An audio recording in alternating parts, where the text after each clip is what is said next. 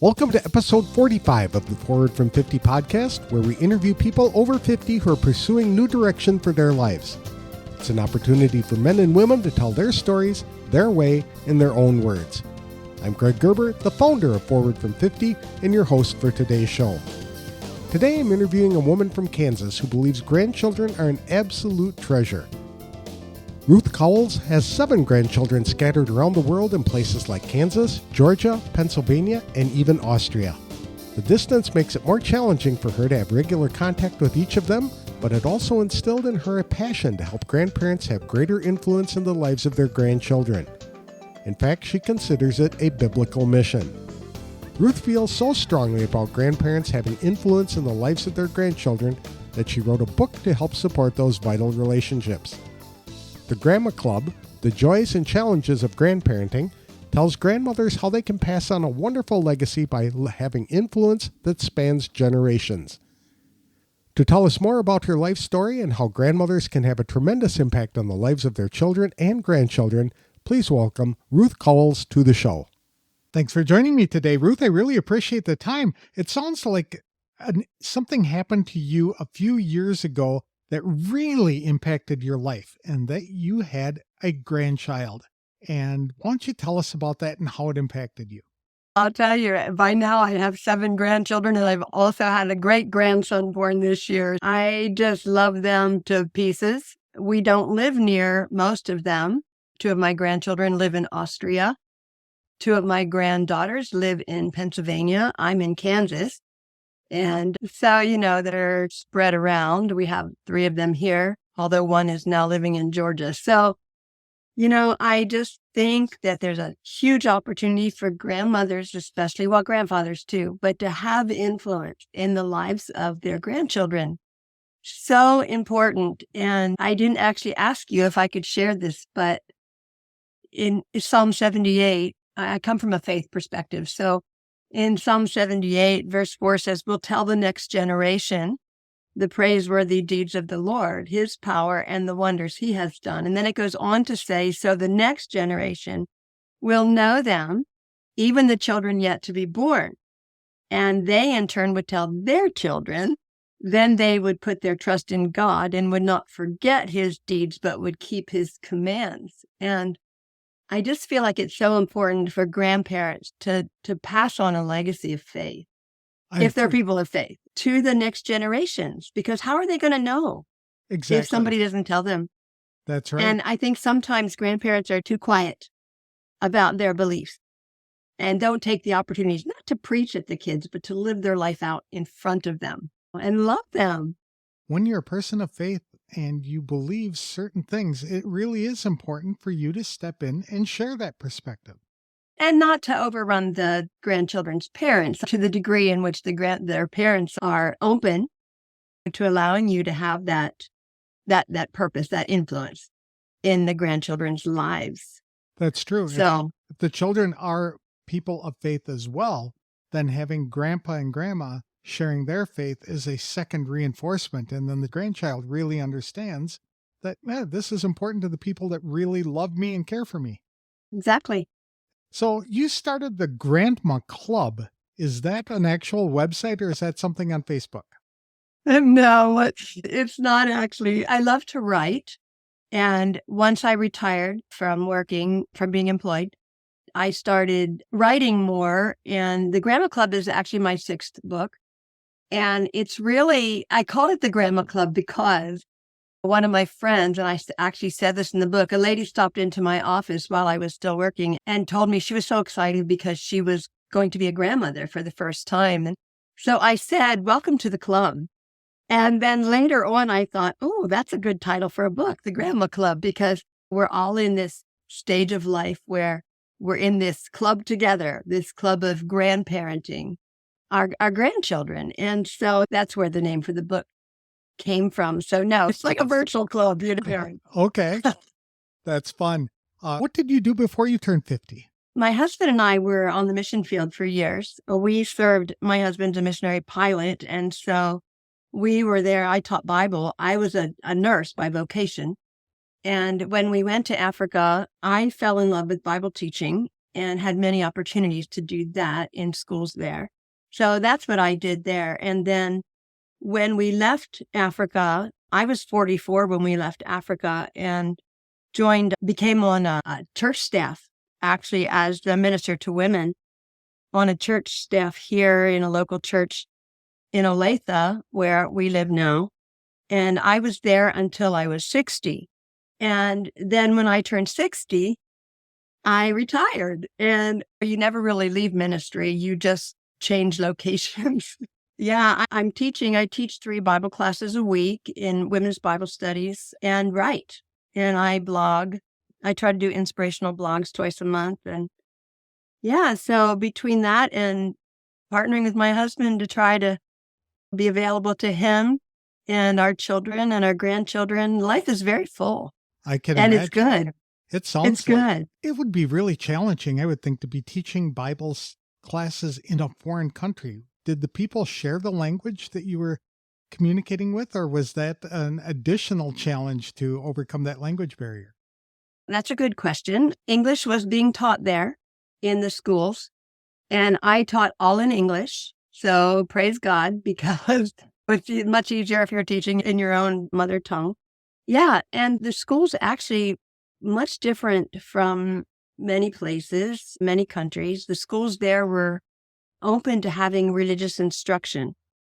And as a missionary, I was able to go in and teach from the biblical perspective. And so that's what I did. And they were very open to that. And I enjoyed it so much. What gives you a passion for helping women grow in their faith? That's a good question. I worked in children's ministry for many years. And then I grew up. If you can reach the woman, then the woman can reach the children. And so I just found that they're hurting. And there's so many needs. There's despair, especially in today's world. There's so much fear out there. And yet we have hope.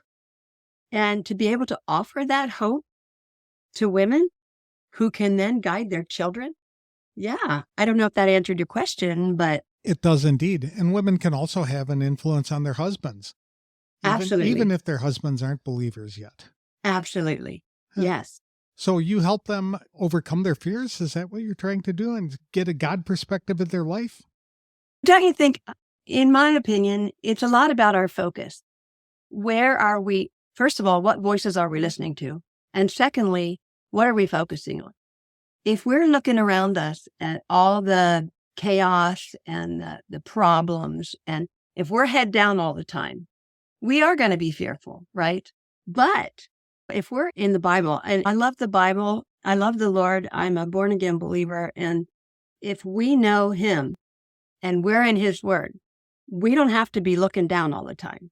We can look up, and our focus can then be on him and on eternal things. Now, not to ignore the present, not to ignore what's happening, because we need to be informed. I believe in that as well. But we do not need to be despairing. That's a very good point.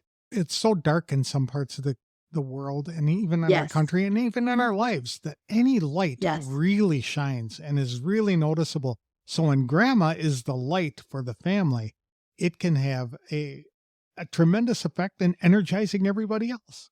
I love that you said that, because every year I pick a word, a theme word for the year. My theme word for this year was light.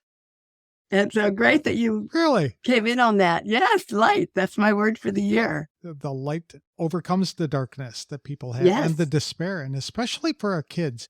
So the kids come home and they're depressed, and they really need to know that there is a better way and how to tamp down that darkness so that they can enjoy a more fruitful life, I guess. I agree wholeheartedly with that. And there is a lot of confusion among the young people today. They don't know what's up and what's not. That's right. If the parents can guide them correctly, and if they have open communication with their kids, which a lot of parents don't have open communication with their children. And that's so important, to be able to have the children talk to you, tell you what's going on in their head, tell you the things that they're hearing at school, so that you can counter that if it needs to be corrected. I agree. So, with your book, The Grandma Club, The Joys and Challenges of Grandparenting, What are you teaching people? I'm hoping to, and like I said, this is my latest book, and I'm hoping really to cover those areas where some grandmothers, a grandparent from a distance. And actually, because we lived in Africa so long, my parents had to grandparent our children from a long distance. And I want grandparents to know that you can still have influence in their life, even if you don't live near your grandchildren. There's many things you can do to have that close connectedness with your grandchildren. And then also, sometimes grandparents have certain expectations of how this whole grandparenting thing is going to go. And it doesn't always go that way. And so what do we do then with those unmet expectations? Or what do we do if tragic things happen in the lives of the grandchildren or their families? How does a grandmother handle that? How does a grandparent cope with that? And when does when does she interact in such a way that she's not interfering? These are not your children. These are your grandchildren. And your role is different in the lives of your grandchildren. Now, I know that a lot of grandparents today are parenting their grandchildren due to circumstances. And I understand that. But if you're not in the parent role, grandparenting is a different role. And what does that look like? And then passing on this spiritual legacy, taking care of yourself as a grandmother. I think that probably maybe you've seen some of the chapter titles on my book. And I want to give the grandmother just that feeling of, at this stage of our life, there's still a lot we can do to influence our grandchildren. I always say that you can't have impact without contact. And so it's interesting that you are addressing how to help grandparents who live at a distance and may not be able to have that kind of contact. What are some of the things that grandparents who do live far away from their grandkids, what can they do to build on and expand that relationship? I learned a lot from my own mom, who had to grandparent our children from a distance. And back in those days, we didn't have it nearly as easy as today. With social media now, the kids text. We can contact I can see my granddaughter in Austria. I can see her face. I can chat with her face to face over social media and over the internet and texting. And you can do that. And there's nothing wrong with mail. Snail mail's still good. And packages, parcels, just all kinds of things like that. Funny story, my mom used to put the tape recorder back when we used old cassette tapes back in the day.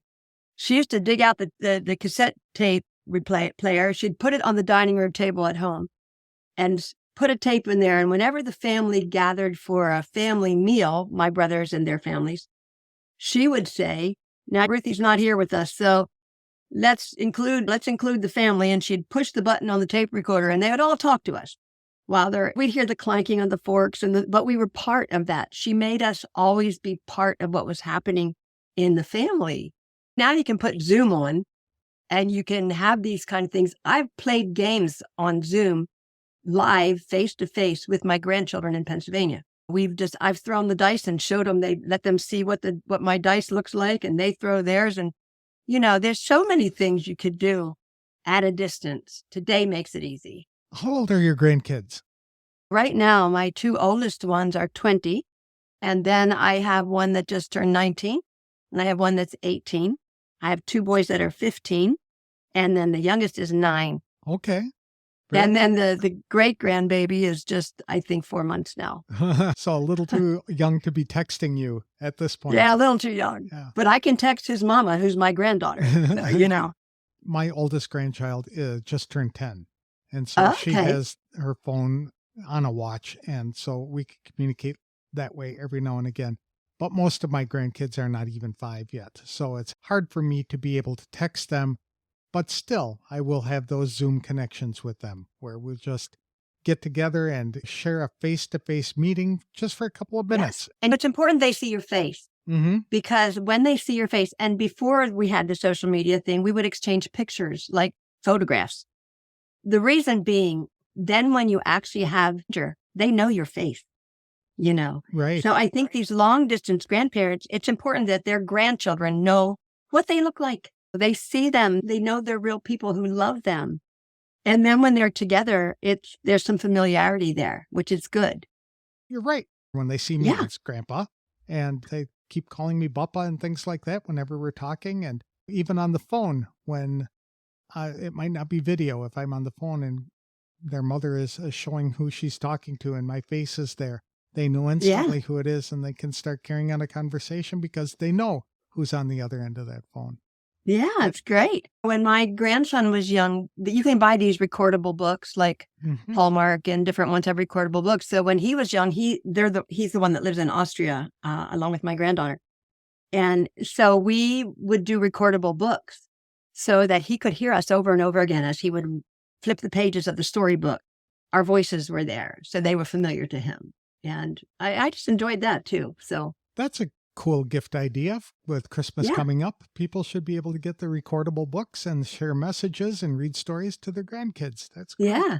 You talked about photos before, and that is something that has changed dramatically over the years. Right. Nobody displays photos. Like, people can't see it now. The background that you have there is a photo wall of all of your That's true. grandchildren and things like that. But people don't have those pictures up in their houses anymore. So Right. it would be important for families to put pictures of grandparents on there. So maybe that's something grandparents can gift to their kids if they want to. It Yes. would be a nice photo. Yes. And another thing, they have those great photo frames. I forget what you call them. They're like digital and they have many pictures that flip through as you. I think that's a great idea. That is amazing because I've got one as well. I got one earlier this year called a skylight, I think is what it is. And so my daughters can email the frame photos of my grandkids, and then I get notification that I have new pictures, and I go over there, press the button, and all of a sudden, my goodness, here they are. And Yeah, that's great. it is. It's a nice way to keep in touch with them. You had talked about mail. I think with older kids, that would be really important to establish that pen pal relationship with a grandchild if they're at a distance. Have you done that with your kids with actual snail mail? I do packages from time to time and little notes occasionally. I don't do a lot of it because they are older, and so we can text, we can do emails together, things like I email them back and forth or text them back and forth. And even if it's just a quick, hey, I'm thinking about you today, or I love you, or just some little contact thing. I didn't fall off the planet. I'm still here and I still think of you. You're in my heart. You're in my mind. But of course, when it comes to like Christmas, I'm getting 2 boxes ready to go now to my families that are living at a distance, the one in Pennsylvania and the one in Austria. So, because I like them to have something concrete also in their hand from us. So that's getting ready to do that. I know a number of grandparents who will go down to the dollar store and pick up a bunch of cards. They're just fun greeting cards, not anything for birthday, but just I'm thinking of you, you're great kind of thing. And then buy stickers, these packages of stickers. So include a couple of sheets of stickers in the card and send it off to the grandkids. And the kids love getting the mail. Even when I was a kid, I loved getting mail. So I can't imagine that it's any different today. Yeah. And it's getting rare to get decent mail in the mail because right now, most of you get bills. That's right. So it really stands out. Yeah. Personal letter. Yeah. Is it okay for grandparents to spoil their grandkids? Well, now that depends. That depends. I think it depends what you mean by that. Spoil your grandkids. Love them, yes, but not to spoil them to the extent where they have an entitlement mentality. I think sometimes grandparents think their little grandchildren can do whatever they want. No, they have to have structure and they have to have discipline in a right kind way. And I think that you can spoil them with love, but be careful. And always, I think, don't overrule their parents. If the parents say, I don't want them to have such and such, don't get the idea that it's okay for us to give that to them. If their parents don't want them to have it, we'd be very careful that we respect their parents because they are the parents now. You're setting the example. Exactly. So if mom and dad say we don't do this, but grandpa and grandma say, nah, it's all right to go that. Then the kids say, maybe I don't have to obey what mom and dad say as well. That's an excellent point to make. I think grandparents need to support the parents. The grandparents need to support their own adult children as their own adult children parent. And if we did a good job, if we tried to instill right in our own children, then we need to trust them with how they're raising their children. That's a good point. Yeah. It's because things are different today. You could pay me to raise a kid today. I don't think I do you have any advice for grandparents who find themselves in that role of parent? I can't imagine what it would be like to be 60 or 70 years old and having to raise an elementary school or even high school child today. Be tough, I think.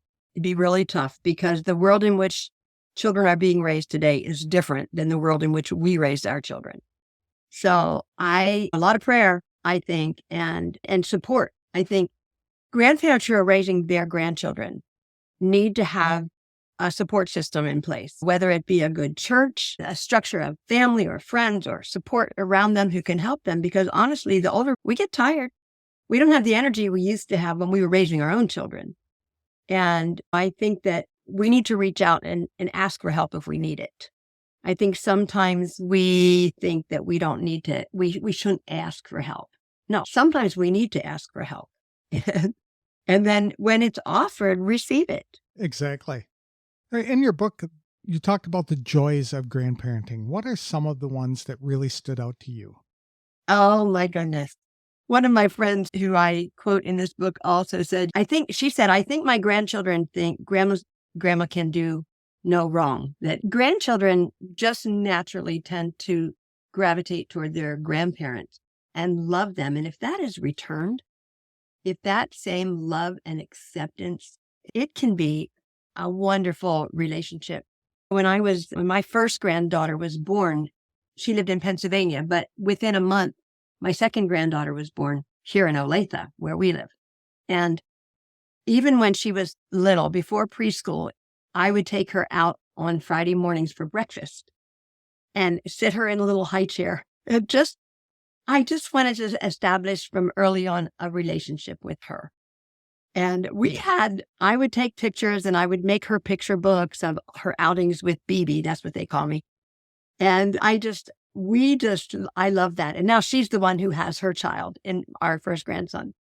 And it's just a way that you can establish from early on this, I'm here for you. I love you. I want to be with you. There's joy in that. There's a lot of joy in it. I agree. Make it fun. It should be fun. With my grandson that lives in Dallas, he is almost 4, and he likes to go on adventures with Papa. And so one of his favorite adventures is to go to the car wash for some reason. To just sit in the car with Grandpa as they go through the machine and it's washing and waxing and all that stuff. He just loves that and talks about it. Whenever I show up, it's like, can we go to the car wash? It doesn't have to cost a lot. It doesn't have to be a big thing. I used to take my granddaughter to recycle cans and pop cans. And so her parents would save their pop cans and we'd save ours and the neighbor would save theirs.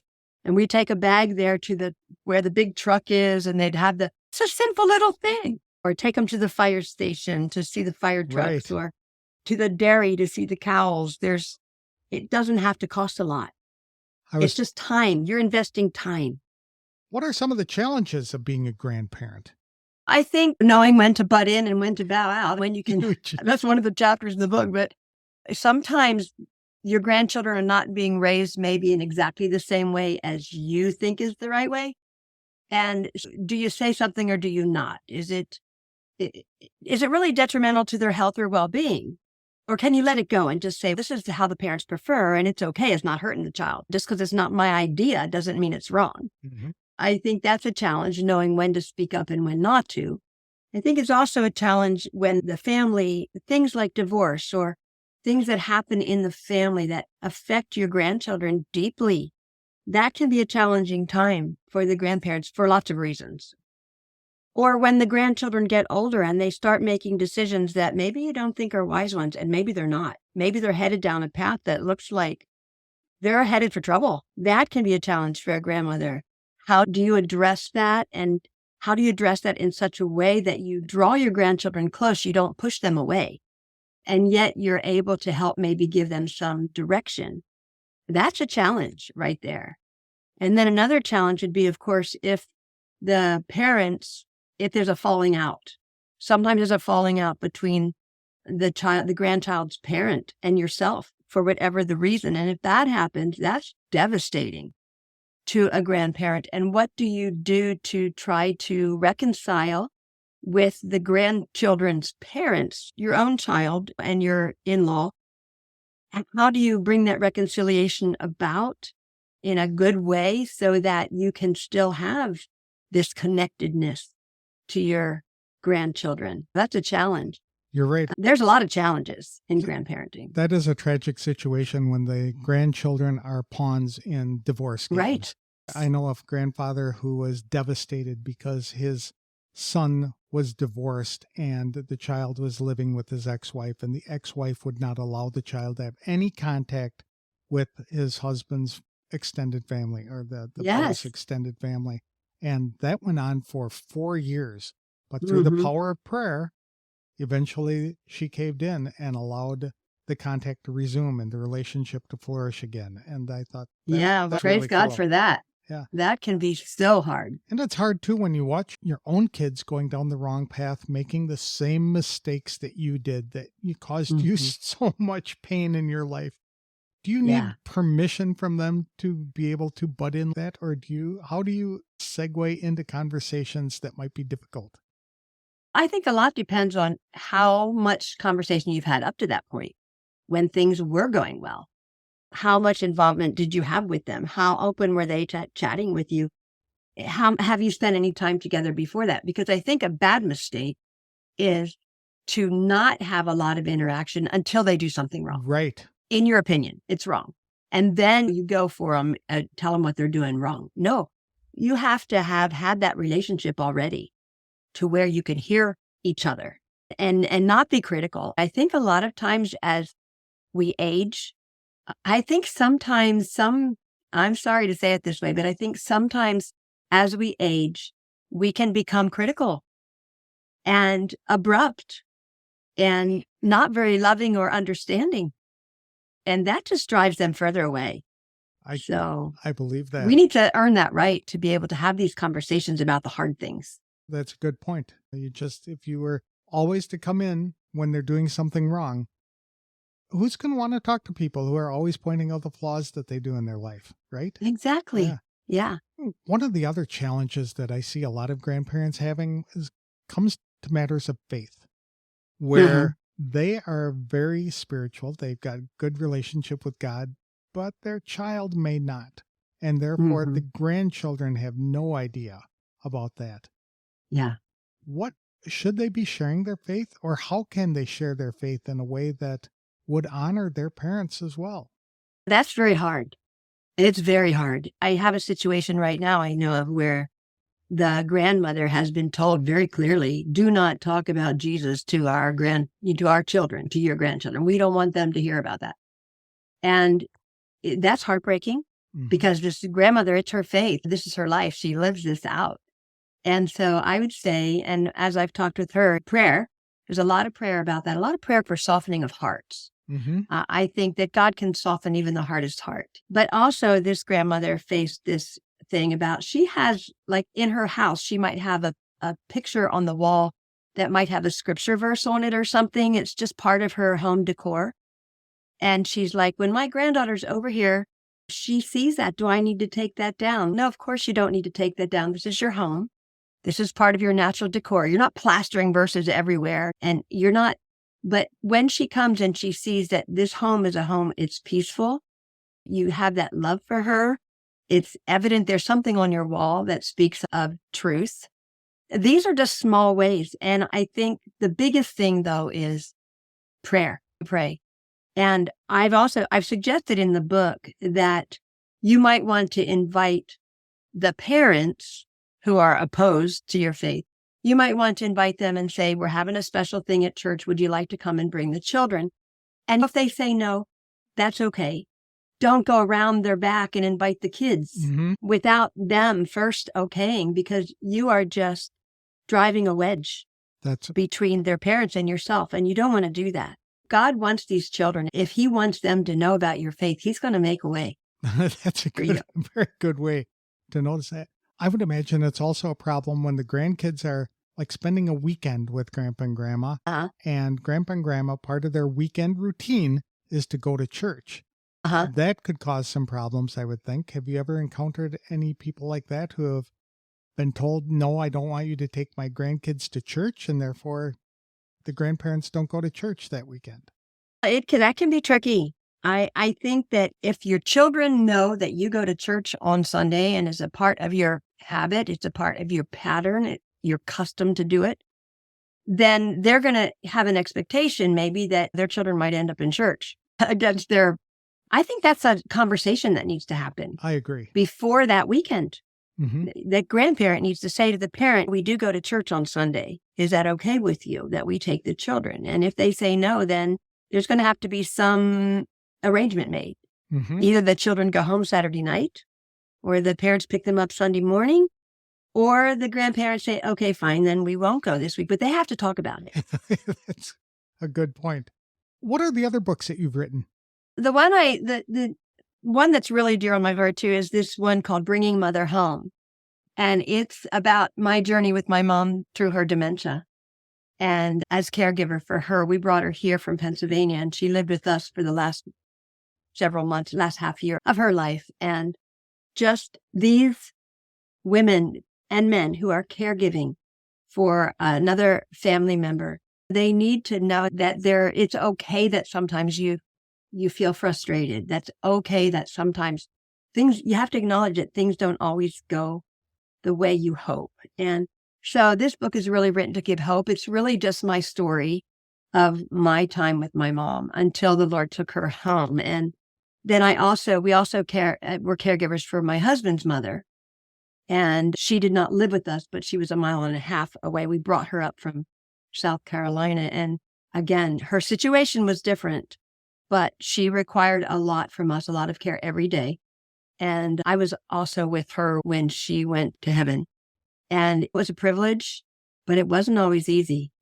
And we need to be supportive. We need to, again, know how to reach out for help. We need to know what resources are available for caregivers. And that's called Bringing Mother Home. And then I did a little Easter devotional, Easter, what's it all about? And a little Christmas devotional, Christmas, what's it all about? Prior to that, I did 2 poetry books. One is called Prayerful Ponderings, Poems of Prayer and Praise. And I liked poetry. I always did. And so I did a little poetry book. And then I did one called Mommy Moments, which really I started writing poems when my children were little. And Mommy Moments has episodes from when my children were little through when my grandchildren were little, and got a little bit of prose in there and poetry. So some people hate poetry and some love it. I happen to love it. But yeah, so those, and they're all on Amazon. So available, and just trying to get the word out.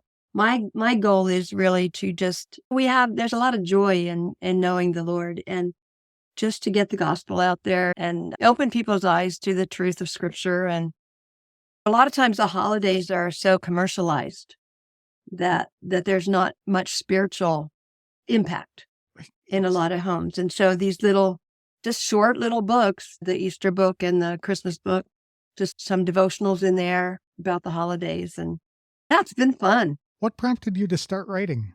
I always loved to write. And when we were on the mission field, it used to be that you sent a missionary prayer letter out every month. And so we were there. We were 17 years on the mission field. That is a lot of months of writing prayer letters. And I love it. I just loved putting words on paper and communicating. I'm a communicator. I'm a teacher. I'm a speaker. And it's just another way to communicate through writing. So I started blogging. In 2014, I believe I started blogging. And so I blog twice a month with an inspirational, devotional kind of blog.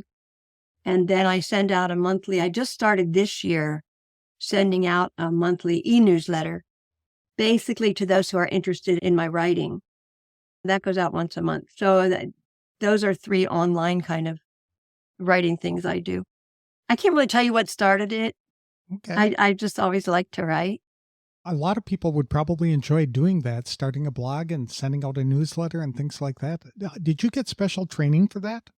Or did it? Don't I wish? Yeah. You learned it all by yourself through trial and error, or you have younger grandkids who are teenagers who helped you as well? You know, my son and my husband, they're both very savvy as far as social media and online things. And actually, my son set up my website for me. And I really appreciated that. And so he helps administrate that website. And so when I get stuck, I have a question, then I text him and say, hey, we need to talk about this. I can't remember how to do it. Oh, it's nice to have a tech support team that is part of the family. It very much is. Yeah. Yes. If you had to start your life over again after turning 50, is there anything you'd do differently? From retirement on, you mean from 50 on? Would I do anything differently? Oh, I'm sure I probably would do some things differently. I don't know what right now at the moment. Okay. I think a lot of times we're intimidated maybe by things. When you didn't grow up with computers and with social media, sometimes you find that intimidating now. But if you can reach out and ask for help. I did a book signing and asked my granddaughter, who's 18 at the time, I asked her, she's a photographer, so I asked her if she'd come and take photos at the book signing.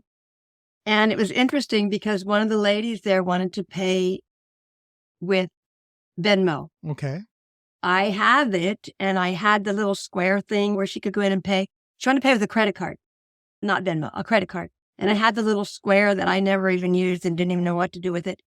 And so when I went to put her payment in, I'm like, I was stuck. And so my granddaughter, who's 18, I looked at her and she said, let me help you. And it was beautiful because she was there to take pictures, but she also taught me something. We can learn a lot from these young people, right? And so never stop learning. Don't be intimidated to learn new things. That's what I would also tell grandparents. There's a lot that the younger generation has to teach us. And they love to teach us, so let them. Learn from them. Don't ever act like we know it all, because we certainly don't. So be willing to learn. Do you have any advice for people over 50 to help them identify or pursue their passions? It's interesting because I think you can tell if it's your passion if you love doing it, if you really love doing it. And I think that we need to serve in that area of our passion and our giftedness, depending on what you believe about the scriptures. But I believe that you're gifted with certain abilities by God. And so that combination of your passion and your giftedness, when you're doing that, you will feel a sense of fulfillment and joy. You'll know that's your passion area when you feel that sense of joy when you do it. You're doing something and you're doing it and it's like drudgery and you don't enjoy it and it just feels obligatory. That's not your passion. That's right. Exactly. If you don't enjoy going in there, how do you identify that thing, though, that is supposed to be giving you joy, to identify that giftedness that you have? Or is that something you instinctively know? Try some things. It doesn't hurt to try it. You try a couple of things and you'll find out, nope, that's not it. And sometimes other people will tell you. I'm a Bible teacher and I love that. And a lot of times it's how people respond to what you're doing that helps you to know, should you continue that? Is that an area of giftedness for you or not? If the feedback is to the contrary, then it's probably not your gifted area. That's a very good point. How can people connect with you if they'd like to either follow you or just reach out and chat with you? They can go to my website, and my website is Ruth Cowles, that's Cowles, ruthcowles.wordpress.com. And actually it's fun because I believe I love to include my family. My granddaughter developed my logo, which is, you can see it if you go to the website, but it's Reaching, Encouraging, Connecting is my website name at ruthcowles.wordpress.com. I also have a Facebook author page, just Ruth Cowles author, Ruth Cowles author. And then you can also email me, and that's ruthecowles@gmail.com. ruthecowles@gmail.com. And I'm on LinkedIn. You can just look me up by name on LinkedIn.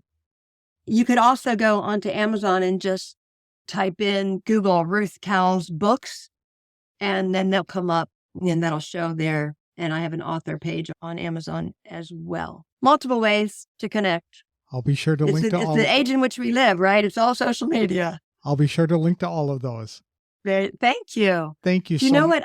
Can I answer? Just tell you one quote quick from Pastor Adrian Rogers. I think this is such a good quote for people in retirement age.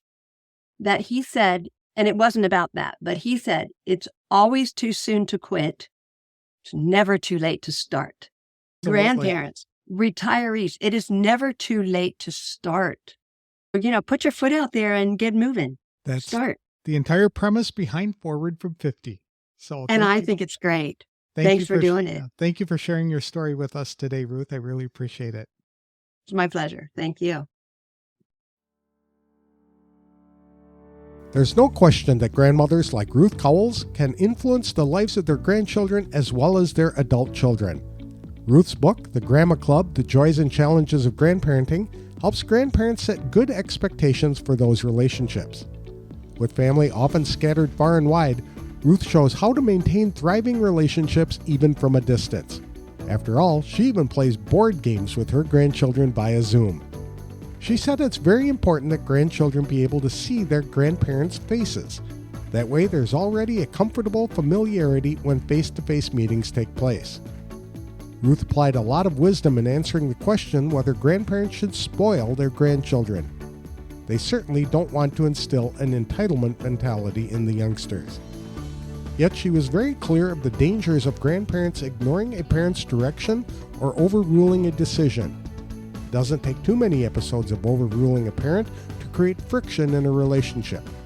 If a grandparent thinks it is okay not to follow a parent's instructions, then kids get the idea they don't have to obey mom and dad either.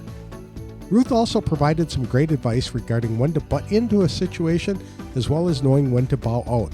Sometimes that involves walking a fine line to maintain harmony in a relationship.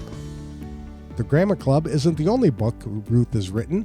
She also published a book about caring for a family member with dementia and written several devotional books pertaining to Christmas and Easter. I love the advice she shared from another minister who said, "It's always too soon to quit, but never too late to start." That's a good reminder for grandparents, retirees, and anyone over 50.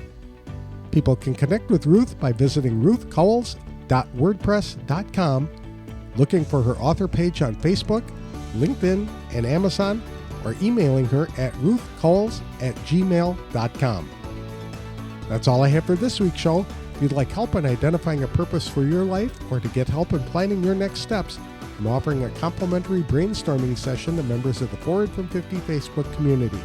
For details, connect with me on Facebook or visit www.forwardfrom50.com. I'll have another inspirational interview on the next episode of the Forward from 50 podcast. Thanks for listening, and if you like this show, please consider leaving a review wherever you download the episodes.